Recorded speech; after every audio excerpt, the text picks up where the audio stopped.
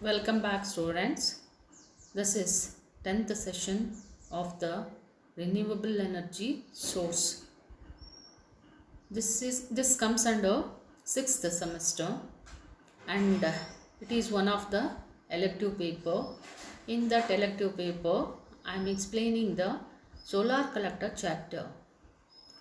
Again, in that subtopic is thermal efficiency and coating, heat losses. In the 10th session, we are going to discuss thermal efficiency and coating and heat losses. What do you mean by this thermal efficiency and coating? First, we will concentrate on the thermal efficiency and coating. Efficiency is really a simple relationship between the total available energy and the useful part of it that is put into a good use. That means it is the ratio of useful energy delivered to the energy available, and get efficiency is expressed as fraction or otherwise it is in terms of percentage. The thermal efficiency of solar heat collector is not a static, because every time the weather condition is not same, and there are so many parameters is dependent. So therefore solar heater collector is not always constant or static. It can be change operational condition. This can make a fair comparison of one collector to another rather difficult, since panel come in different sizes, are made of different materials, and can be used in innumerable different climates and temperature applications. Keep it in these factors in mind, and we are going to know that one efficiency, as stated above, is calculating by dividing the useful energy out, what it is coming, divided by energy available. In the case of solar heater collector, the energy available in the solar radiation that arrives at the collector aperture surface. This can be changed from moment to moment or time to time with passing clouds and other local conditions. The useful energy out is the net thermal energy embodied in the hot fluid, that means liquid coolant, leaving the collector outlet pipe.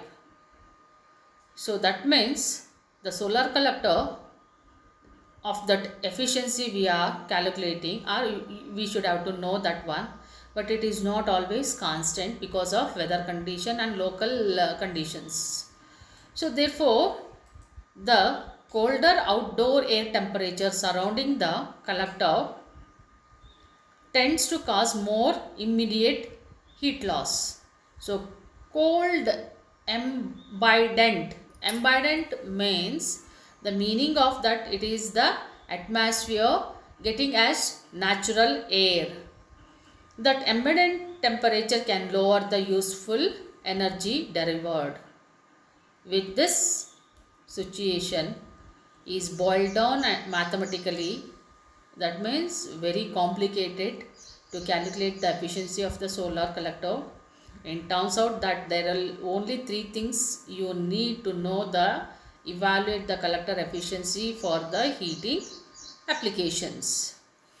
So the solar thermal collector is a solar radiation conversion system that collect the transform solar energy into heat with efficiency depending on operating temperature, and ranging usually between 30% to 80%.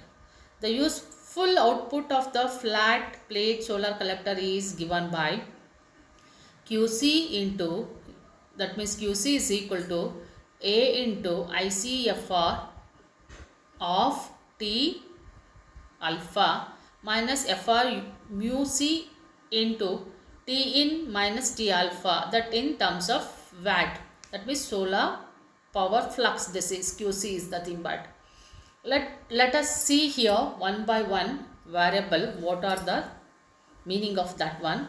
Effective optical efficiency is nothing but FR of T alpha. So effective overall heat loss coefficient is Fr mu c, where in the expression A is the surface area of the collector in meter square, IC is the intensity of solar radiation incident on the collector in Web per meter square, Fr is the heat removal factor of the collector, T alpha is nothing but effective product of transmittability tau of the transparent cover and absorptive alpha of the absorber. Similarly, mu c is the overall heat loss coefficient of collector in watt per meter square. T in is the fluid inlet temperature at 0 degrees Celsius. T alpha is the ambient air temperature at 0 degrees Celsius. So overall of this, efficiency of the solar collector is nothing but useful heat divided by incident solar energy flux. So efficiency is nothing but QC by AIC. QC is useful heat and incident solar energy flux is depends on area, and also IC is nothing but intensity of the solar radiation incident on the collector, that is in terms of so what I told in the earlier Web per meter square. Efficiency of the concentrating collector. Efficiency of the concentrating collector can be written as QC is equal to FR into A of IBC eta optical efficiency minus mu c by c into T in minus TA watt. So AA is unshaded aperture area in the meter square. IBC is the intensity of the beam radiation of beam, that means in terms of watt per meter square. C is the concentration ratio of the collector. Optical efficiency, that is eta opt, is equal to eta opt at 0 degrees Celsius into C opt. So eta opt is equal to rho into gamma into tau into alpha A C opt. So C opt is nothing but, this is optical efficiency. It can be seen here, optical efficiency at 0 degree. So at 0 degree we are calculating. So incident angle is nothing but here. It can be shown in the expression. C opt is nothing but correction factor for derivation from 0 degree. P is the reflective of mirror. Gamma is the intercept factor. Tau is the transmittive of the cover. And another variable is there, that is alpha A, that is all absorptive of observer. Efficiency of the collector can be written as, that I will show you in the next slide, that is neta C is equal to QC divided by QA into IBC. Eta C is nothing but FR N opt minus FR UC by C IBC into T in minus TA. So like this, above expression is indicating for flat plate collector efficiency. In the collector plate concentrating collector, the efficiency can be calculated in this expression. So next, after knowing the efficiency, so you should have to know the how to improve the efficiency of the collector. That means if you what is the collector, solar collectors are there that when can be coated by different materials. By the different materials it can be increases its efficiency.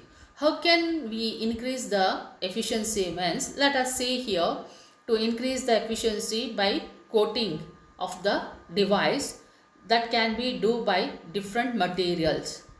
By doing that you can increase the efficiency nearly about 13% or 30 to 80% can be increased.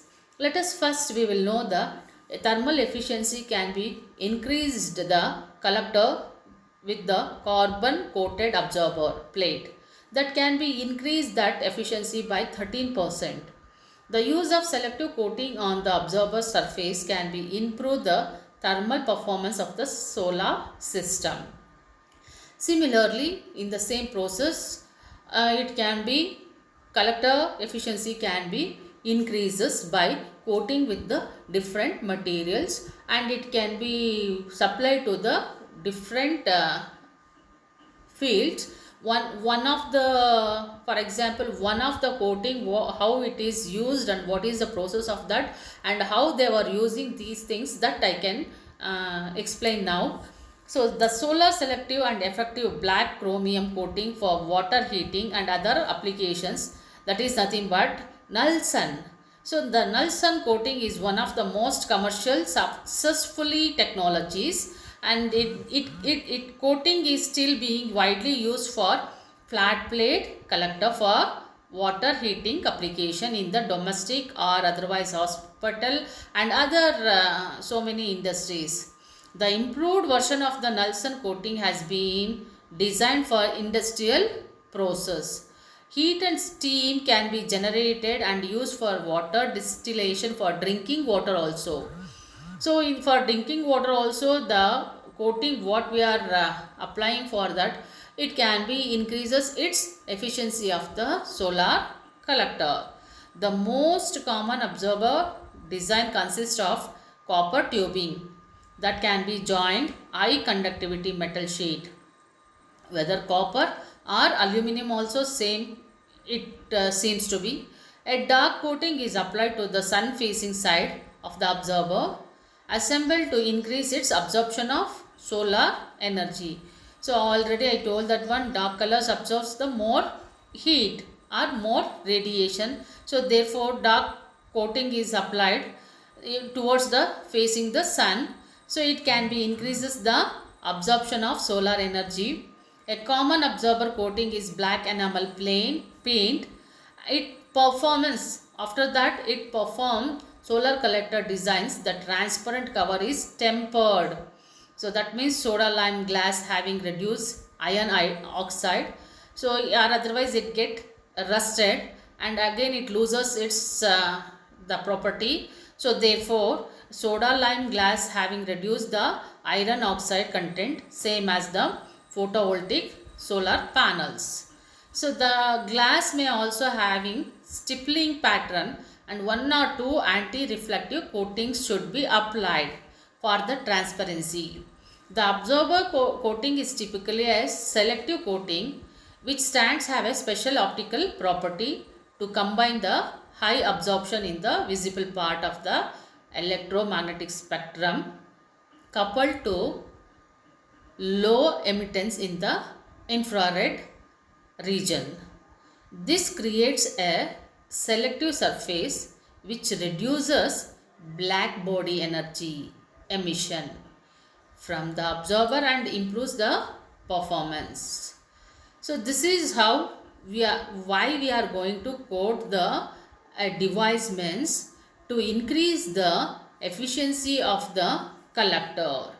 Most of the solar collectors employ a transparent cover plate often made of glass. So these material, why we are using the material glass means these materials reflect around 8% of the incident solar radiation. If instead of glass, if you place another material, there is no a property of reflection. So then it reduces the solar energy. Therefore, very oftenly the collectors are made of glass because of that material reflects around 8% of the incident solar radiations.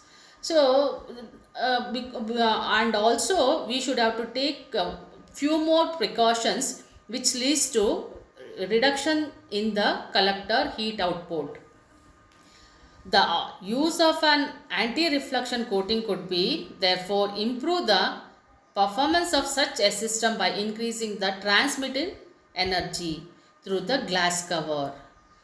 So recently there are so many investigations is going on, which coated device is gives the more efficiency. So day by day they were improving the coating in the different process. They were coating the collectors, so to control and to get extract the solar energy more and more. And a comparison has been made between the uncoated flat plate solar collector glass cover and with one porous sol gel anti-reflection coating. Using the porous sol gel coating with the index of index of refraction of n is equal to 1.23 on the glass cover of the solar collector, so that increases the useful energy by a factor of approximately 1.05. So these are all the so many processes are there to increase the efficiency of the collector. After knowing the thermal efficiency and coating to increase the efficiency, then you come to the heat loss, overall heat loss coefficient. Whatever you can do that one, there is some lose or there is some loss will be taken place. So in complicated function of the collector construction and operating condition, it has given the following expression, that is UL is equal to UT plus UB plus UC. This is for flat collector, flat plate collector. That means the heat transfer resistance from the absorber plate to the ambient air, where UL is equal to heat loss coefficient. A solar thermal collector is a complex heat exchanger which converts electromagnetic energy into the heat energy. All the solar thermal collectors are not 100% efficient. There is some disadvantages is that there is some losses will be taken place. If the loss is taken place means what are the process we have to do for getting extract more and more energy from that we should have to do that one. Whatever you do, there is some loss will be there. To make up, to overcome that loss, we have to do something to get the more efficiency. So therefore losses come from several sources. What are that means? Heat losses. So how the heat losses means? Solar radiation that is converted to heat but lost before it can be used. What are the radiation we are receiving from the sun? All the sun, all the amount of the whole sun radiation we can't receive on the earth. So therefore before it reaches to the earth itself, there is some loss, there is some lose is there is some decrease in that energy radiation will be there. These losses are due to three modes of heat transfer. What are that means? Radiation heat transfer, convection heat transfer and conductive heat transfer. By these process, the heat can be losses while receiving from sun to earth. And one more loss is there, that is optical loss. This is comes under when the solar radiation incident upon the collector that is not converted into heat energy. So procedures have been developed to characterize the performance of the flat plate evacuated tube and CPC evacuated tube solar thermal collectors. Overall, the thermal loss is typical and also it is dependent upon the temperature, difference of fluid circulating in the collector and air temperature. So finally, therefore, it is given as that expression that is in the study material. You can go through that. Finally, the thermal loss per unit area can be written as Q losses is equal to A into Tm minus Ta plus A2 into Tm minus Ta square. It is in terms of Web per meter square, where Tm represents the mean temperature of the fluid and Ta represents the ambient temperature that collector is placed, and A1 and A2 is the experimental determined constants representing the thermal loss of the collector with the unit watt per meter square. So one of the care must be taken to know all area based A1 and A2 while calculating the constants. So this affects as what area base of the thermal loss and power refer to. Usually to reduce the heat loss, a flat plate collector making use of honeycomb structure. Most of the houses and most of the people are nowadays they were using the solar water heater. Solar panels are there in the roof of the building, so you can observe that one flat plate collector there will be a honeycomb structure is there. Why they were designed like a honeycomb structure means it reduces the heat loss, and also the glass side to has been made available. So in for commercial purpose you can observe that one it has made as honeycomb structure. So the most flat plate collector have a life expectancy of over a 25 years. So this is how we are going to increase the lifetime of the solar collector, and we are improve that the efficiency of the solar collector by using what we are getting the sun radiation, that we are going to convert into many other energies means in between that so many process and so many dependent factors are there to get the more and more solar radiation to use. So these are the concepts and this is the process of overall heat loss coefficient.